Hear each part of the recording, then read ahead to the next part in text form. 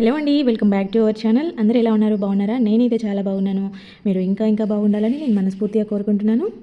ఈరోజు వీడియోలో కూడా మీ అందరికీ కూడా మంచి మంచి టిప్స్ అయితే షేర్ చేయబోతున్నాను. సో ఎక్కడ స్కిప్ చేయకుండా చివరి దాకా చూడండి. వీడియో నచ్చితే మాత్రం ప్లీజ్ లైక్ చేయండి. అలాగే ఫస్ట్ టైం చూసే వాళ్ళైతే సబ్స్క్రైబ్ చేసుకోండి ఫ్రెండ్స్. చూస్తున్నారు కదా బర్నర్స్ అయితే ఎంత నల్లగా అయిపోయాయో. సో ఇలాగా ప్రతి ఒక్కరికి కూడా అవుతానే ఉంటాయి. మనం ఎంత క్లీన్ చేసుకున్నా కూడా మళ్ళీ కొద్ది రోజులకి వాడే కొద్దీ ఇలాగా నల్లగా అవుతూ ఉంటాయి. చాలా సింపుల్గా ఈజీగా క్లీన్ చేసుకునే విధానం నేనైతే ఈరోజు షేర్ చేస్తా ఉన్నాను. ఇది ప్రతి ఒక్కరికి కూడా తప్పకుండా యూజ్ అవుతుంది. ఒకసారి ఖచ్చితంగా ట్రై చేసి చూడండి. ఇంత నల్లగా అయిపోయిన బర్నర్స్కి అయితే 1 spoon baking soda, 1 spoon salt, అలాగే 1 నిమ్మకాయ ఫుల్గా పిండేశాను. ఇవన్నీ కూడా ఇలాగా బర్నర్స్ అన్నీ మునిగేలాగా వాటర్ వేసుకొని, హాట్ వాటర్ వేసుకొని దాంట్లోకి ఇవన్నీ వేసేసి తర్వాత ఒక 10 మినిట్స్ అలాగే వదిలేసి తర్వాత స్క్రబ్బర్కి కొంచెం జస్ట్ 1-2 డ్రాప్స్ విమ్ లిక్విడ్ తీసుకున్నాను. ఎక్కువ కూడా ఏం లేదు. ఇలాగా స్క్రబ్ చేస్తున్నట్టుగా అంటే మనము ఇలాగ రుద్దేస్తే సరిపోతుంది. చూడండి, మీరు లైవ్లో గమనించండి. నేను వాటర్లో నుంచి తీసాను, అలాగే రుద్దేస్తా ఉన్నాను. చాలా అంటే చాలా బాగా క్లీన్ అయిపోతాయి. జస్ట్ సింపుల్గా మనకి ఎక్కువ ప్రాసెస్ ఏం లేదు. చూడండి ఇంత నల్లగా అయిపోయినాయి కూడా కాసేపట్లోనే మనకి షైనీగా వచ్చేస్తాయి. ఇక్కడ మీరు చూడొచ్చు, సగం రుద్దాను, సగము బ్లాక్గా అంటే రుద్దకుండా ఉన్నది నల్లగా ఉంది. మొత్తానికైతే ఫైనల్గా చూడండి అన్ని రుద్దేశాక ఎంత నీట్గా ఎంత గోల్డ్ కలర్లో వచ్చేసాయో మీకు లైవ్లో చూపించాను కాబట్టి ఒకసారి ట్రై చేసి చూడండి, మీకే అర్థమవుతుంది ఇవి ఎంత మంచిగా నీట్గా వస్తాయి అనేది. ఇంకా మీకు ఏదైనా ఆయిల్ జిడ్డు ఉంటే ఎక్కువ హాట్ వాటర్ వేసేసుకొని మొత్తం వదిలేస్తాయి. ఇంకా నెక్స్ట్ వచ్చేసి మిక్సీ జార్లు. ఇది ప్రతి ఒక్కరు ఫేస్ చేసేదే. కొద్ది రోజులు మనం ఏదైనా జార్ అంటే మనము చిన్న జార్లు ఎక్కువ యూజ్ చేస్తూ ఉంటాము, పెద్దవి కొంచెము ఎప్పుడో ఒకసారి కానీ తీయము. అప్పుడప్పుడు ఇలాగ టైట్గా అయిపోతూ ఉంటాయి. మినపప్పు వేసి ఎక్కువ రోజులు అలాగే పెట్టడమో లేదంటే సింక్లో నీళ్ళలో నానబెట్టడం, గిన్నెలు కడగకుండా ఎక్కువసేపు పెట్టినా కూడా ఇవి ఇలాగా టైట్ అయిపోతాయంట అనమాట. ఇలాగ బ్యాక్ సైడ్ తిప్పేసి ఆ స్క్రూ మీద కొంచెం ఆయిల్ వేసేసి ఇది చూడండి తిరగడం లేదు కదా, చూడండి ఇక్కడ నేను చూపిస్తున్నాను. ఇది ఎంత టైట్గా ఉంది కదా, మిక్సీ మీద పెట్టేసి అంటే ఆయిల్ వేసిన తర్వాత మిక్సీ మీద పెట్టేసి బ్యాక్ సైడ్ తిప్పుతాం కదా, మనం ఒక జర్క్ ఇచ్చినట్టు తిప్పుతాం కదా, అలా తిప్పండి. 2-3 సార్లు తిప్పారంటే ఇవి ఫ్రీ అయిపోతాయి అనమాట. చూడండి ఎంత ఫ్రీగా ఉన్నాయో. ఇంకా నెక్స్ట్ వచ్చేసి మామూలుగా వాటి జార్లకు మూతలు ఉంటాయి కదా, సో ఇవైతే రబ్బర్లన్నీ లూజ్ అయిపోతాయి. మనం వాడగా వీటిని ఊరిక తీసి కడుగుతూ ఉంటాం కదా, అప్పుడు లూజ్ అయిపోతాయి అనమాట. ఇప్పుడు చూస్తున్నారు కదా ఎంత లూజ్గా ఉన్నాయో. జస్ట్ నేను ఇలా అంటే కింద పడిపోతుంది రబ్బరు. ఇంకా మీకు ఇలాంటి ప్రాబ్లం లేకుండా ఉండాలంటే సింపుల్ అండ్ ఈజీ ట్రిక్ అనమాట. ఇలాంటి ఒక రబ్బర్ని అయితే తీసుకొని దానికి వేసేయండి. మీరు ఎక్కువ ఏం ప్రాసెస్ చేయాల్సిన అవసరమే లేదు, అసలు మీకు ఊడిపోదనమాట. ఇదైతే అల్లం వెల్లుల్లి పేస్ట్ చేసుకునే దానికైతే మనము ఎక్కువ తెచ్చుకుంటాం కదా, సో ఈ పేస్ట్ని రకరకాలుగా ప్రిపేర్ చేస్తూ ఉంటారు. కాకపోతే మా అమ్మమ్మల కాలం వాళ్ళు ఎలా చేసుకున్నారనే ప్రాసెస్ నేను చూపిస్తాను. వాళ్ళైతే ఒకప్పుడు అసలు ఫ్రిడ్జ్లో పెట్టే వాళ్ళే కాదు. అంటే మేము చిన్నగా ఉన్నప్పుడు మా ఇంట్లో ఫ్రిడ్జ్ ఉండేది కాదు. అయినా కూడా ఎన్ని రోజులున్నా అది కలర్ చెడిపోకుండా అస్సలు పాడవకుండా ఉంటుందన్నమాట. అంత బాగా ప్రిపేర్ చేసేవాళ్ళు. సో అదే ప్రాసెస్ని నేను కూడా రెగ్యులర్గా అదే ఫాలో అవుతాను. సరే, ఎవరికైనా తెలియని వాళ్ళు కొత్తగా చేసుకునే వాళ్ళు ఎవరైనా ఉంటే కనుక యూజ్ అవుతుందని ఈ వీడియో షేర్ చేస్తూ ఉన్నాను.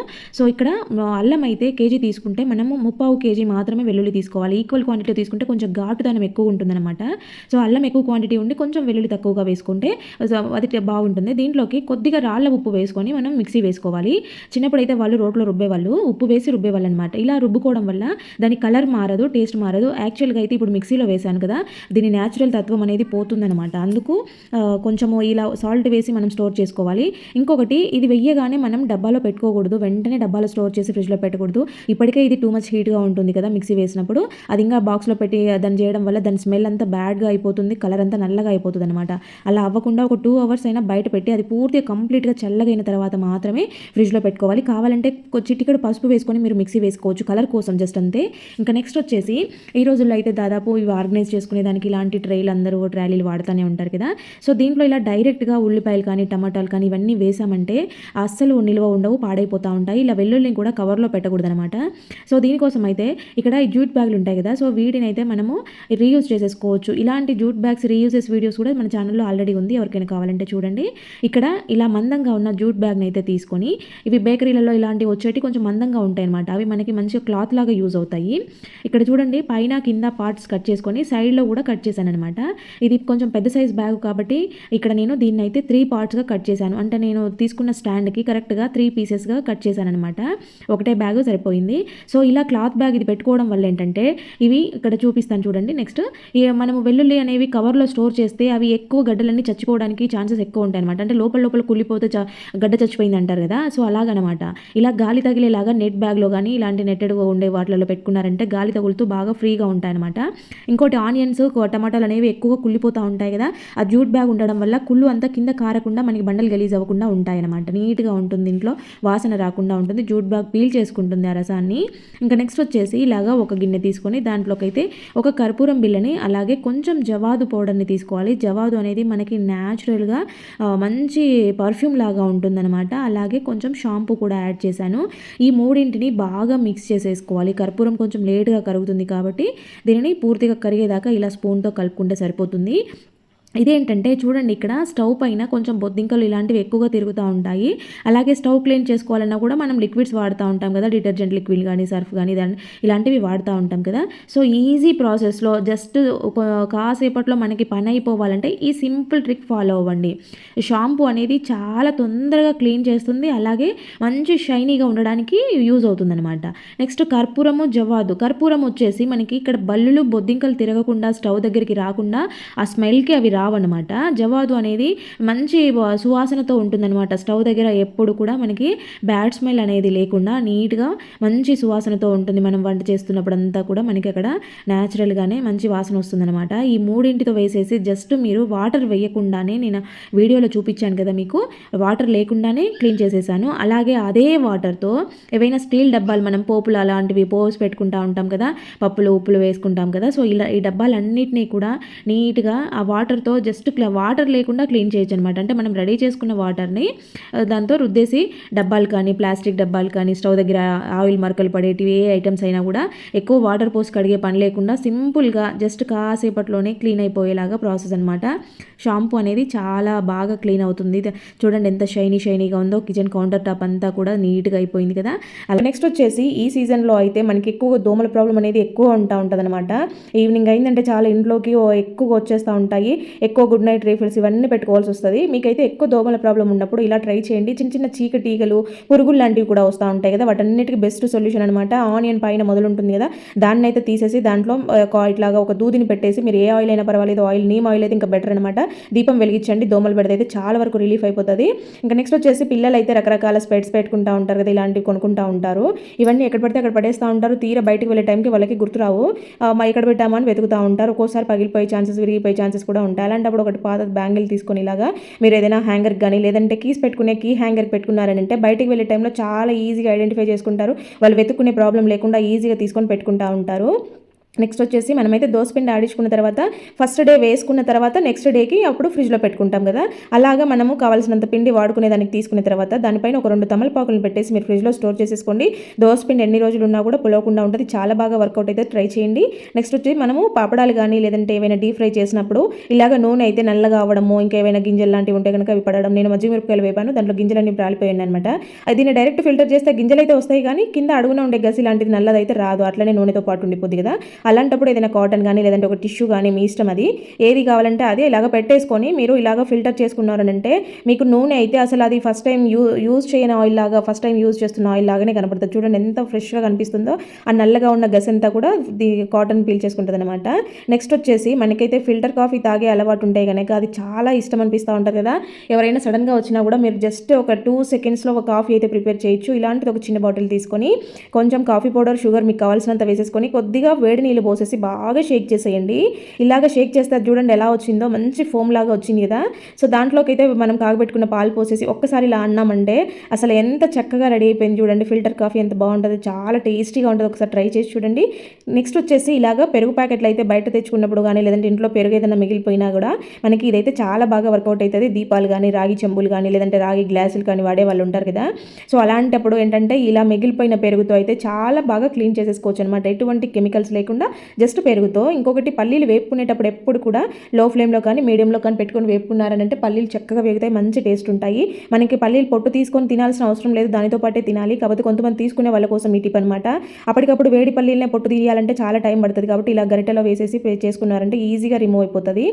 ఇంకా నెక్స్ట్ వచ్చేసి ఇలాంటి కొత్తగా సోప్ ఓపెన్ చేసినప్పుడు ఏంటంటే ఆ సోప్ కవర్ బాగా మంచి స్మెల్ వస్తూ ఉంటుంది, చాలా బాగా మంచిగా వస్తుంది. అలా కబోర్డ్లలో మనం బట్టలు పెట్టుకున్న ప్లేస్లలో సోప్ ఓపెన్ చేసుకున్న తర్వాత ఈ కవర్ని అయితే ఇలా పెట్టేసుకోండి. కబోర్డ్లో మంచి స్మెల్ వస్తూ ఉంటుంది. ఆ స్మెల్ వెళ్ళిపోయింది, ఇంకేం రావడం లేదనుకున్న టైంలో తీసేసేయండి. ఇంకా ఈ బరువుగా ఉండే శారీస్ హ్యాంగర్కి తగిలిస్తే ఊడిపోతూ ఉంటాయి, జారిపోతూ ఉంటాయి ఒక్కొక్క పక్కకి. దానితో పాటు మనము పెట్టికోట్స్, బ్లౌజ్ కూడా మంచిగా నీట్గా ఆర్గనైజ్ చేసుకోవాలంటే ఇవి ఎప్పుడో ఒకసారి కట్టుకునేటివి కాబట్టి వాటికి సపరేట్గా పెట్టికోట్స్ తెచ్చి పెట్టుకుంటూ ఉంటాం కదా. సో ఇవన్నీ కూడా నీట్గా ఆర్గనైజ్ చేసుకోవాలంటే కనుక ఇలాగ ఫోల్డ్ చేసుకొని హ్యాంగర్కి పెట్టుకోండి. మీరు ఎన్ని రకాలుగా వాటిని కదిపినా కూడా అస్సలు ఊడిపోదు హ్యాంగర్ నుండి. ఒకసారి ఇలాగ ట్రై చేసి చూడండి, మీకే అర్థమవుతుంది ఎంత నీట్గా ఉంటాయో. ఇంకా ఇలా హ్యాంగర్లకు కాకుండా షెల్ఫ్లో పెట్టుకునే వాళ్ళ కోసం అయితే ఈ టిప్ అనమాట. ఇలాగే బ్లౌజ్ పెట్టికోట్ రెండు పెట్టేసి ఒక లేయర్ కాకుండా ఇక్కడ 2-3 లేయర్లుగా ఇలా తీసుకొని దీంట్లోకి ఫోల్డ్ చేసి పెట్టుకున్నారు అని అంటే మీకు చక్కగా ఉండిపోతాయి. పైనుంచి కింద పడినా కూడా ఆ ఫోల్డింగ్ అయితే పోదనమాట, మీకు నీట్గా ఉంటాయి. ఇలాగ ట్రై చేయండి. ఇంకా నెక్స్ట్ వచ్చేసి పిల్లలకైతే జర్కిన్స్, స్వెటర్స్ ఇలాంటివి రకరకాలుగా ఉంటాయి. వాళ్ళు ఏదైనా వాన పడ్డప్పుడు, చలి పెట్టినప్పుడు యూజ్ చేస్తారు, మళ్ళీ తీసి పక్కన పడేస్తారు. బయట పెడితే దుమ్ము పడుతూ ఉంటాయి, వీటిని ఉతికితే మళ్ళీ తొందరగా ఆరవు. వీటిని షెల్ఫ్లో పెట్టాలన్నా కూడా చాలా స్పేస్ తీసుకుంటాయి. అలా కాకుండా మీకు తక్కువ స్పేస్లో నీట్గా మళ్ళీ వాష్ చేయకుండా చక్కగా ఆర్గనైజ్ చేసుకోవాలి, స్పేస్ సేవింగ్ అవ్వాలంటే కనుక ఇప్పుడు చూపిస్తున్న ఈ ఫోల్డింగ్ చేసుకోండి, నీట్గా ఉంటాయి. మీరు ఎప్పుడు కావాలన్నా అప్పుడు మంచిగా నీట్గా వేసుకోవాలంటే కొంచెం పౌడర్ వేసి పెట్టుకోండి, ఎప్పుడు మంచి స్మెల్తో ఉంటాయి. ఇంకా డస్ట్ పడకుండా బయట కబోర్డ్స్ లేని వాళ్ళకైతే ఏదైనా పాతది పిల్లో కవర్ ఉంటే కనుక దాంట్లో వేసి పెట్టండి, డస్ట్ కూడా పడకుండా ఉంటుంది. దీన్ని అప్పుడప్పుడు మనం పిల్లో లాగా కూడా యూజ్ చేసేసుకోవచ్చు అనమాట. పిల్లలు అయితే రెగ్యులర్గా టీ పెట్టుకునే వాళ్ళు ఎక్కువగా ఉంటారు, 90% టీ తాగే అలవాటు ఉంటుంది. సో ఇక్కడ టీ తాగాక మనం ఏం చేస్తామో ఆ టీ గిన్నెని వెంటనే కడగకపోయినా సింక్లో పడేస్తూ ఉంటాం కదా. సో దీన్నైతే వాటర్ పట్టేసి నానుతుందని వాటర్ పట్టేసి మనం ఇలాగే పెట్టేస్తాం, దాంట్లో టీ పౌడర్ అంతా అలాగే ఉంటుంది. ఇది పాలతో మిక్సింగ్ అయి ఉంటుంది కాబట్టి మనం ఇలాగా వాటర్ పట్టి సింక్లో పెట్టడం వల్ల చిన్న సన్నని ఈగలు తిరుగుతూ ఉంటాయి కదా, ఫ్రూట్ ఫ్లైస్ అంటూ ఉంటాము. సో అలాంటివి ఎక్కువ అయ్యే ఛాన్సెస్ ఉంటాయి. అంతేకాకుండా సింక్ అంతా కూడా గలీజ్ వాసన వస్తూ ఉంటుంది. ఇంకా మనము ఇది ఇలాగే కడిగినా సరే లోపలికి ఆ టీ పౌడర్ అంతా లోపలికి వెళ్ళిపోయి పైపులలోకి ఆ కింద జాలి దగ్గర కూర్చొని మొత్తము మళ్ళీ వాసన అనేది పైకి వస్తూ ఉంటుంది ఆ జాలీలో నుండి. సో అట్లా అవ్వకుండా మీరు ఎప్పుడు కానీ టీ గిన్నెని సింక్లో వేసే ముందు అప్పుడే కడిగినా పర్వాలేదు, లేదంటే మళ్ళీ తర్వాత లేదంటే పని మనిషి వచ్చి కడుగుతుందని అట్లా పెట్టుకుంటూ ఉంటారు కదా, అట్లా నానబెట్టే వాళ్ళైనా కూడా ఫస్ట్గా వాటర్ పట్టేసి దాన్ని అయితే ముందు మీరు ఈ టీ పౌడర్ని వడగట్టేసేయండి. టీ పౌడర్ అనేది జాలీలోకి వెళ్లకుండా ఇలాగా చేసేయండి. మీరు అప్పుడే కడిగినా పర్వాలేదు, లేదంటే మళ్ళీ కడిగే గిన్నెలకైనా కూడా ఇలాగ టీ పౌడర్ని సపరేట్ చేసేసి ఇలా వడకట్టేసుకొని వాటర్ అంతా వెళ్ళిపోయి పైన టీ పౌడర్ మిగులుతుంది కదా, దీన్ని అయితే మీరు డస్ట్బిన్ ఎలాగో పెట్టుకుని ఉంటారు కదా, సో ఆ డస్ట్బిన్లోకి టీ పౌడర్ని అంతా కూడా వేసేసుకోండి నీట్గా. ఇలా వేసుకుని ఇప్పుడు కావాలంటే వాటర్ పట్టేసి పెట్టుకోండి. మీకు అలాంటి పురుగులు చిన్న పురుగులు ఎక్కువగా వచ్చే ఛాన్సెస్ ఉండవు అనమాట. అవి ఏంటంటే ఒకసారి ఒకదాని మీదకి వచ్చాయంటే ఇంకా మిగిలిన అన్నిటి మీద వాళ్తూ ఉంటాయన్నమాట. చిరాకు అనిపిస్తూ ఉంటుంది. ఎక్కడ ఏం ఫుడ్ పెట్టినా కూడా అన్నిటి మీద, గిన్నెల మీద, మూతల మీద అవి కనపడతా ఉంటే గలీజ్ అనిపిస్తూ ఉంటుంది. సో ఇంకా నెక్స్ట్ వచ్చేసి మార్కెట్లో అయితే గ్రేప్స్ మనం తెచ్చుకుంటూనే ఉంటాం కదా. సో గ్రేప్స్లో సి విటమిన్ ఎక్కువగా ఉంటుంది కాబట్టి పిల్లలకి కూడా మనం రెగ్యులర్గా అలవాటు చేయాలి. సీజనల్గా వచ్చే ఫ్రూట్స్ అయినా లేదంటే ఇలా మనకి హెల్త్కి మంచి చేసే ఫ్రూట్స్ తప్పకుండా పిల్లలకి అలవాటు చేయాలి. బయట నుంచి కొనుక్కొచ్చే స్నాక్స్ కన్నా ఫ్రూట్స్ ఇవ్వడం చాలా మంచిది కదా. సో వీటిని అయితే గ్రేప్స్కి ఎక్కువ ఫర్టిలైజర్స్ యూజ్ చేస్తారు కాబట్టి వీటిని పిల్లలు ఏదో ఊరికే వాటర్ కింద పెట్టేసి కడిగి తినేస్తూ ఉంటారు. అక్కడ పెట్టేసామంటే కొంతమంది అయితే కడగకుండా అలాగే తింటూ ఉంటారు, చిన్నపిల్లలు కాబట్టి వాళ్ళకి తెలియదు. సో మనం ఫస్ట్ మార్కెట్ నుంచి తేగానే వాటికి సరిపడినన్ని వాటర్ పట్టేసుకొని దాంట్లో రాక్ సాల్ట్ ఉంటుంది కదా, అది ఒక స్పూన్ వేసేసుకొని ఒక హాఫ్ అన్ అవర్ ఇలాగా నానబెట్టేసేయండి. నీళ్ళల్లో అట్లా వదిలేసేయండి, అంటే మొత్తం అవి పూర్తిగా మునిగేలాగా పెట్టుకోండి. ఇలా నానిన తర్వాత మాత్రమే వీటిని మీరు పక్కకి మంచిగా ఒకసారి ఇట్లా వాష్ చేసి తర్వాత ఏదైనా కాటన్ క్లాత్ పైన కానీ లేదంటే ఒక పేపర్ పైన కానీ ఇలా పెట్టేసుకున్నారంటే వాటర్ అంతా పీల్ చేస్తుంది. ఆ ఒక్క గ్రేప్ కూడా పాడయ్యే ఛాన్సెస్ ఉండవు. ఇంకొకటి వాళ్ళు పిల్లలకి ఇంకా వాళ్ళు డైరెక్ట్ తీసుకొని తినేసేయచ్చు అనమాట. మనకి కూడా ఎప్పుడు పడితే అప్పుడు కడిగి తినే పని లేకుండా ఈజీగా అయిపోతూ ఉంటుంది. ఎక్కడైనా పాడైంది ఉంటే ఇక్కడ కడిగే టైంలో తీసి పక్కన పెట్టేసుకున్నారంటే నీట్గా ఉంటాయి. ఇంకొకటి ఇలా గ్రీన్ గ్రేప్స్ కాకుండా కొంచెం అప్పటికప్పుడు తినాలంటే కొద్దిగా ఎల్లోగా మాగిన పండ్లు అయితే స్వీట్గా ఉంటాయి అనమాట. ఇలా బాగా గ్రీన్ ఉండేటివి కొంచెం పుల్లగా ఉంటాయి, పిల్లలు కొంచెం తినడానికి ఇష్టపడరు. అప్పటికప్పుడు తినేదానికి కొన్ని నిల్వ ఉండేదానికి అన్నట్టుగా ఇట్లా చూసుకొని తెచ్చుకోవాలి. తెచ్చుకునే టైంలో ఇలాగ క్లాత్ పైన వేసి పెట్టేస్తే అస్సలు పాడవు ఎన్ని రోజులు ఉన్నా కూడా. ఇంకా నెక్స్ట్ వచ్చేసి మనమైతే గుడ్ నైట్ రీఫిల్స్ ఎక్కువగా యూస్ చేస్తూ ఉంటాం. ఈ రోజుల్లో దోమలు ఎక్కువ కాబట్టి సిటీస్లో టౌన్స్లో ఉండే వాళ్ళకైతే ఇది మస్ట్ అండ్ షుడ్ అయిపోయింది. ఎందుకంటే అది లేకపోతే ఇంకా మనం నిద్రపోలేమనేసి. సో ఇంకా ఇది ఇక్కడ చూడండి రీఫిల్ నేను ఇంట్లో ప్రిపేర్ చేసింది. ఇలాంటిది వాడాలనుకుంటే కనుక మన ఛానల్లో చాలా వీడియోస్లో నేను అప్లోడ్ చేశాను. రీఫిల్స్ మనం ఇంట్లోనే ఎలా చేసుకోవాలనేది ఒకసారి చూడండి. ఇదైతే ఎండింగ్లో ఉంది చూడండి. దీంట్లో నేను కోకోనట్ ఆయిల్ వేసి అలాగే లవంగాలు వేసేసి ఇంకా వేరే వేసి ప్రిపేర్ చేశాను. ఒకసారి కావాలంటే మన ఛానల్లో చెక్ చేయండి ఉంటుంది.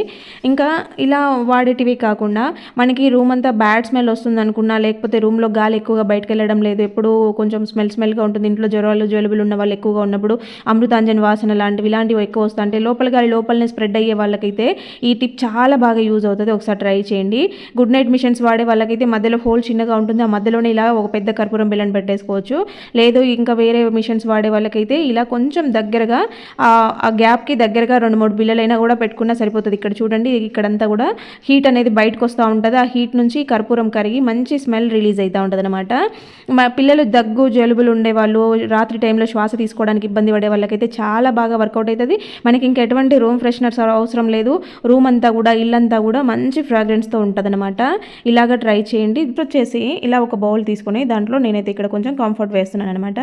తర్వాత దీంట్లో కొంచెంగా లైజాల్ వేస్తున్నాను. ఇల్లు తుడచడానికి మనం లైజాల్ తెచ్చుకుంటూ ఉంటాం కదా, సో ఆ లైజాల్ అనేది కొంచెం డ్రాప్స్గా వేశాను, కంఫర్ట్ వేశాను. ఇవి రెండే చాలు. అసలు మీరు నమ్మలేరు, నిజంగా చూపిస్తే అంత బాగా వర్కౌట్ అవుతుంది ఈ రెండింటి సొల్యూషన్తో. మనము చూడండి ఇక్కడ నేను మీకు మిర్రర్ చూపిస్తున్నాను, డ్రెస్సింగ్ టేబుల్ మిర్రర్ అనమాట. ఎంత మురికిగా ఉంది చూడండి. పిల్లలు ఇక్కడ తల దూకునేటప్పుడు తలస్నానం చేసి విదిలించుకుంటారు అనమాట. ఆ చిటుకులన్నీ పడి అవి డ్రై అయిపోయి చూడండి చేతులు పెడతా ఉంటాడు మా చిన్నోడైతే. ఇంకా మరకలన్నీ కూడా అద్దం పైన ఎలా ఉన్నాయి మీరు దగ్గరగా అబ్జర్వ్ చేయండి.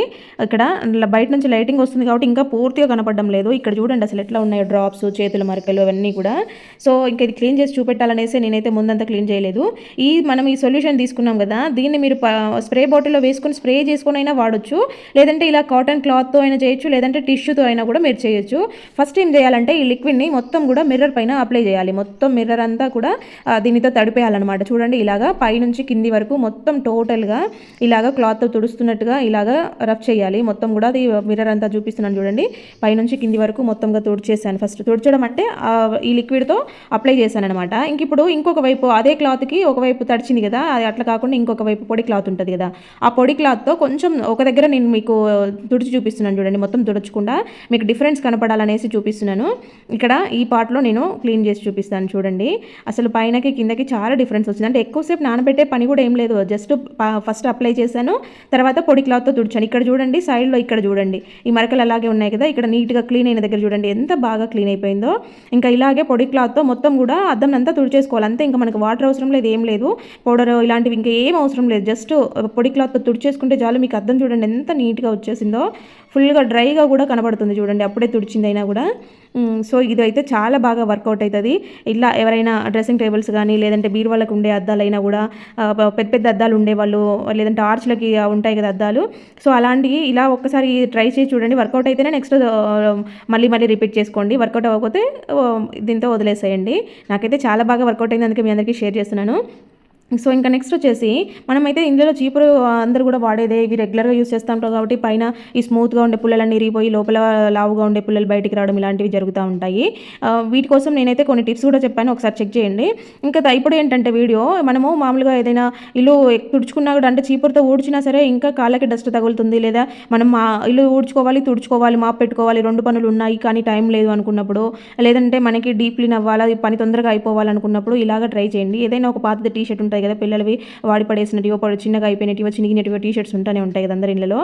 వీడియోలో చూపిస్తున్నట్లుగా ఇక్కడ హ్యాండ్స్లో నుండి మనము చీపురు పట్టుకునే చేతులతో పట్టుకునే వైపు నుంచి ఎక్కించుకోండి. చాలా ఈజీగా సింపుల్గా ఎక్కుతుంది అనమాట.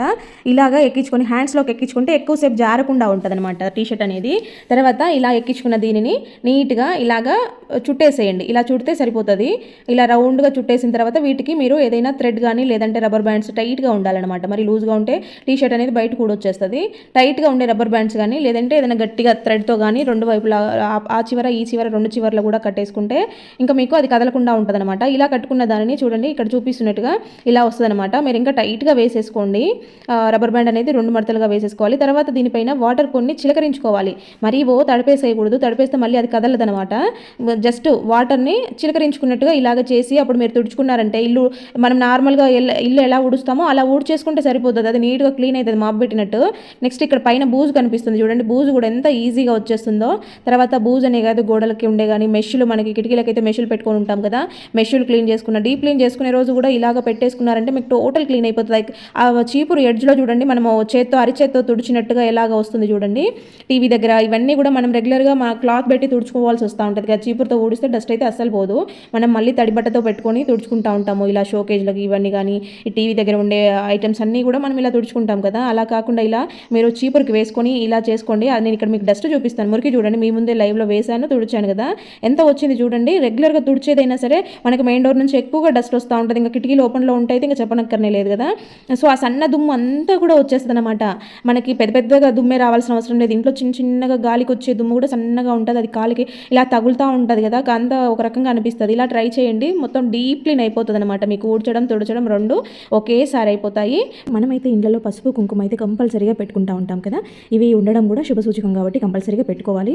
గిన్నెలు అయితే ఖాళీగా ఉండకూడదు, కుంకుమ భరిణెలు కానీ ఇలా కుంకుమ గిన్నెలు కానీ నిండుగా ఉండాలి.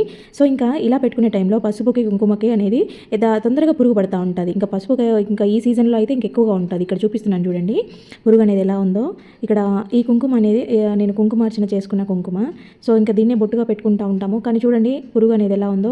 ఇది ఒకటి పైకి కనిపిస్తుంది కాబట్టి మీకు చూపించగలిగాను, కానీ లోపలికి కూడా ఉంటాయి.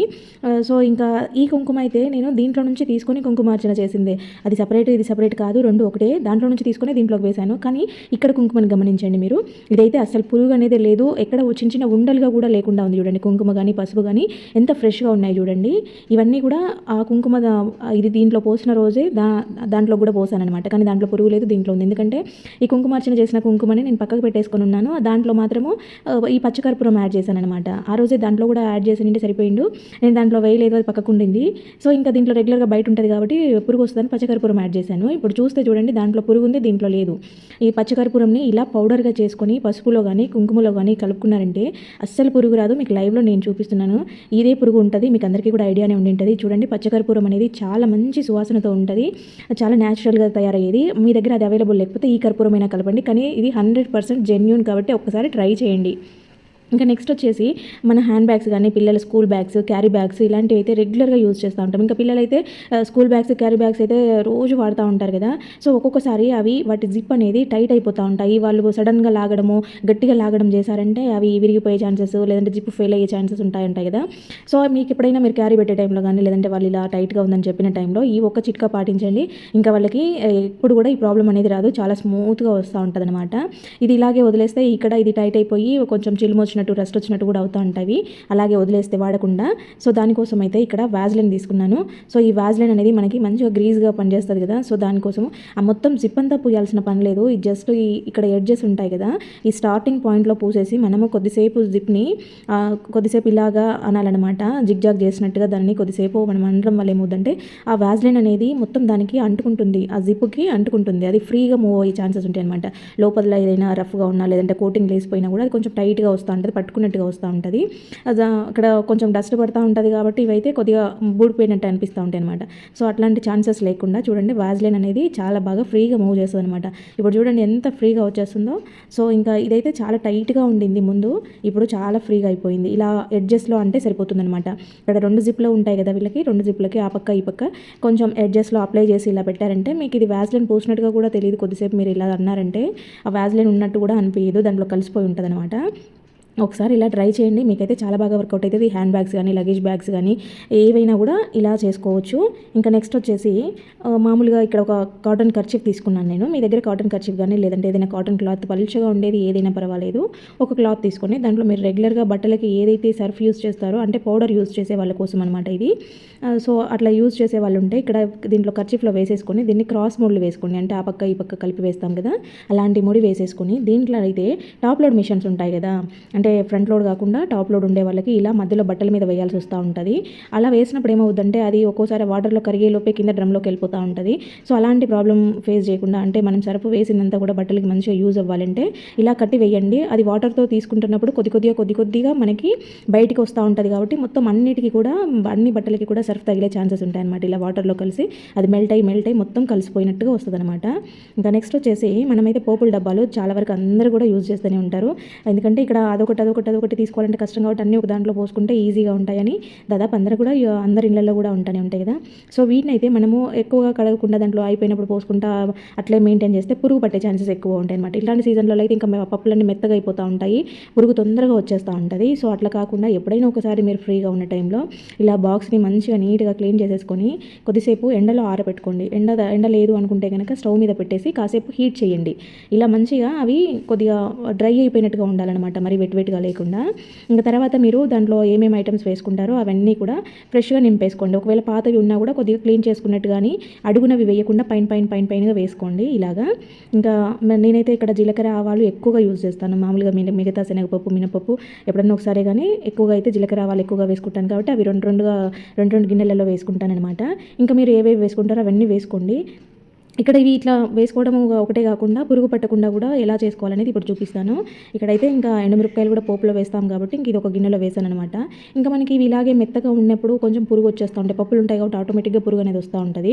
సో పురుగు వచ్చి జీలకర్ర ఆవాలు కూడా కొంచెము ఉండలు కట్టినట్టుగా అవుతూ ఉంటాయి. అలా కాకుండా ఉండాలంటే జస్ట్ చిటికెడు సాల్ట్ని ఇలా పైన చిలకరించండి. మనం ఇవన్నీ కూడా కర్రీస్లోనో టిఫిన్స్లోనో వేసుకుంటాం, అన్నీ కూడా ఉప్పు వేసి వండుకునే వంటల్లోనే ఇవి వాడతాం కాబట్టి ఉప్పు వేయడం వల్ల ఎటువంటి ప్రాబ్లం ఉండదన్నమాట.